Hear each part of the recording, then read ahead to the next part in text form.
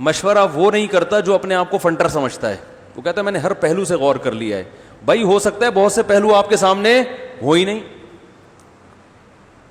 عین ممکن ہے جب آپ مشورہ لو تو کچھ ایسے پہلو سامنے آ جائیں جن کی طرف آپ کا دماغ گیا ہی نہیں تھا.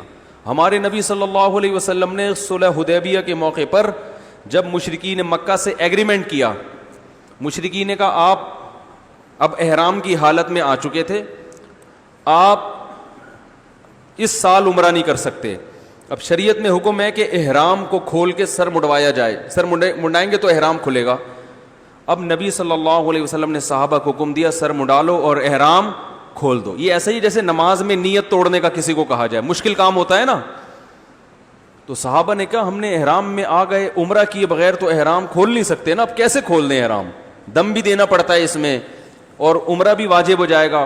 تو ایک عبادت کو ادھورا چھوڑ کے ہم کیسے احرام کھول دیں, سر منڈا کے ابھی عمرہ کیا نہیں ہے اور احرام میں آ کے ہم کیسے احرام کھول دیں, کیونکہ پہلے زندگی میں کبھی ان کے ساتھ ایسا ہوا نہیں تھا. اور کھولے بھی مشرکین کے کہنے پر, کافروں کے کہنے پر,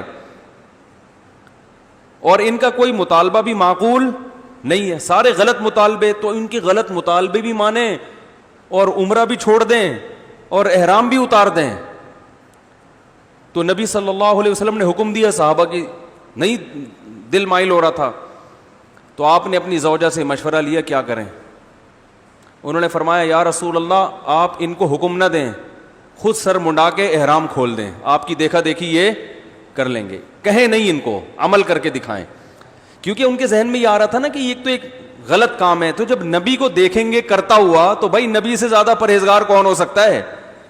تو جتنا بھی آپ ان کو کہتے رہیں گے یہ نہیں مانیں گے. تو آپ صلی اللہ علیہ وسلم نے اپنی زوجہ سے مشورہ لیا, انہوں نے مشورہ دیا کہ ایسا کہیں.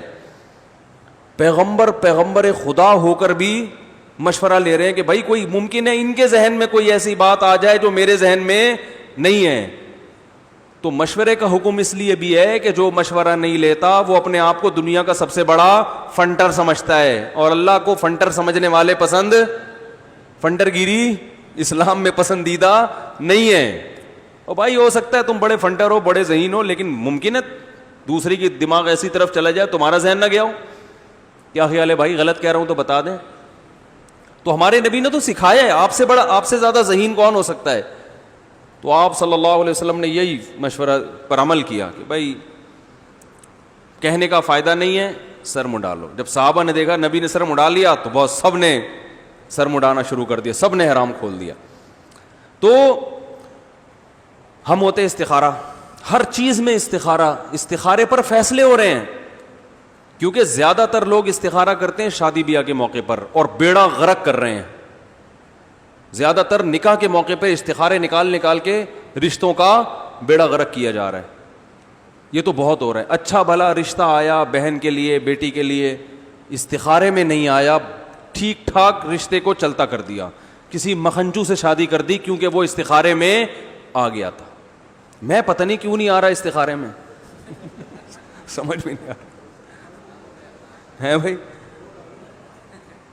اچھا خیر, تو پتہ نہیں لوگ بیوقوف کیسے بناتے ہیں. تو یہ بیوقوف بناتے ہیں کیا بتا رہا ہوں. تو یہ مزاح کر رہا ہوں, اس کو سیریس نہ لیں بھائی. تو استخارہ نکالا, اچھے رشتے. ابھی ماں باپ اپنی بچی کو لے کر آئے, رشتہ آیا ہوا ہے, مان کے ہی نہیں دے رہی, استخارے میں آ رہا ہے اس بچی کے کہ یہ بندہ ٹھیک نہیں ہے. تو میں نے کہا یہ اس کو سمجھ میں ہی نہیں آ رہا ہوگا, لڑکا پسند نہیں ہوگا, استخارے کی پہ ڈال دیا. آج کل یہ بھی ہے کہ جو چیز سمجھ میں نہیں آ رہی استخارے پہ ڈال دو. بدنام کون ہوگا, استخارہ ہوگا, ٹھیک ہے نا. بدنام کون ہوگا, وہ ہوگا انہوں نے بولا, اس میں نہیں آیا. تو مسلمان گراؤنڈ ریئلٹی کو دیکھ کے فیصلہ کرتا ہے, استخاروں کی بیس پہ فیصلہ نہیں کرتا. استخارہ کرتا ہے اللہ سے مدد مانگنے کے کہ بھائی اللہ ہم نے پورے اسباب اختیار کر لیے, فیصلہ کرنا تو ہمارے اسباب سے ہوتا کچھ نہیں ہے, ہمارے اسباب سے ہوتا کچھ نہیں ہے, ہم نے تو سب کچھ کر لیا, اب مدد کون کرے گا, تو اس کے لیے استخارہ کیا جاتا ہے کہ اصل فیصلہ تو تیرا ہے. ہو سکتا ہے میں صحیح سوچ رہا ہوں لیکن وہ غلط ہو, اور جس کو میں غلط سمجھ رہا ہوں ہو سکتا ہے وہ صحیح ہو. تو بس تو کہیں میں نے تو جو کرنا تھا کر لیا, اب تو وہ کرا جو تیرے علم میں بہتر ہو, کرانا وہی تو نے, ٹھیک ہے نا, میرے فیصلوں پہ نہ جانا. تو ہمارے نبی نے غزوہ خندق میں مشورہ لیا صحابہ سے. تو اور دوسرا مشورے کا اصول یہ ہے کہ مشورہ اس سے لیا جائے جو اس فیلڈ میں ماہر ہو. سمجھ میں آ رہی ہے بات؟ جنگ لڑنی ہے, مشورہ حکیم سے لے رہے ہیں.